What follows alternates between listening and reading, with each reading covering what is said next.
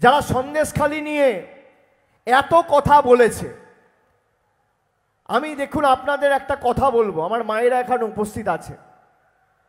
তৃণমূল কংগ্রেসের যে কোনো স্তরের যে কোনো পঞ্চায়েতের প্রতিনিধিরা যদি কারোর সাথে কোনো রকম কোনো অপব্যবহার বা দুর্ব্যবহার করে বা ভেবে নেয় যে আমি পঞ্চায়েতে জিতেছি বলে হাতির পাঁচ পা দেখব, কোনো রকম অভাব অভিযোগ যদি পাই আমরা রেয়াত করি না। শেখ শাহজাহানকে সিবিআই ইডি অ্যারেস্ট করেনি, মমতা ব্যানার্জির পুলিশ অ্যারেস্ট করেছে।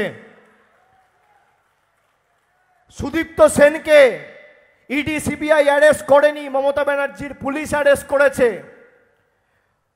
পার্থ চ্যাটার্জি জ্যোতিপ্রিয় মল্লিককে মন্ত্রিসভা থেকে বার করে দলীয় ব্যবস্থা অন্য কোনো দল নয় তৃণমূল কংগ্রেস নিয়েছে।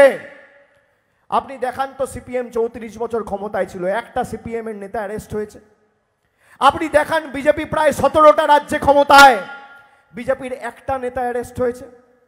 আমাকে দেখান যারা নারীর সুরক্ষা নিয়ে কথা বলে, নারী সম্মান নিয়ে কথা বলে, বিজেপির এমপি সাংসদ ব্রিজভূষণ সিং, যার বিরুদ্ধে কুস্তিগিররা অভিযোগ করেছে ফিজিক্যাল মলেস্টেশন, শারীরিক হেনস্থার, তাকে বড় বড় পদ দিয়ে মঞ্চ আলোকিত করে বসিয়ে রাখে। আর অন্যদিকে মমতা বন্দ্যোপাধ্যায় অভিযোগ পেলে ঘাড় ধাক্কা দিয়ে জেলে ঢোকায়, ব্যবস্থা নেই। এটাই পার্থক্য। অন্যদিকে দেখুন বিজেপির কর্ণাটকের প্রাক্তন মুখ্যমন্ত্রী বিএস ইয়েডুরাপ্পা, তার বিরুদ্ধে পক্সো কেসে অভিযোগ উঠেছে। বিজেপি বার করেছে না ব্যবস্থা নিয়েছে? ইডি সিবিআই ব্যবস্থা নিয়েছে। কুলদীপ সিং সেঙ্গার উন্নাও ধর্ষণ কাণ্ডে মূল অভিযুক্ত, তার বিরুদ্ধে ব্যবস্থা নিয়েছিল, কোর্ট বলেছিল বলে বাধ্য হয়েছিল 5 বছর পরে ব্যবস্থা নিতে।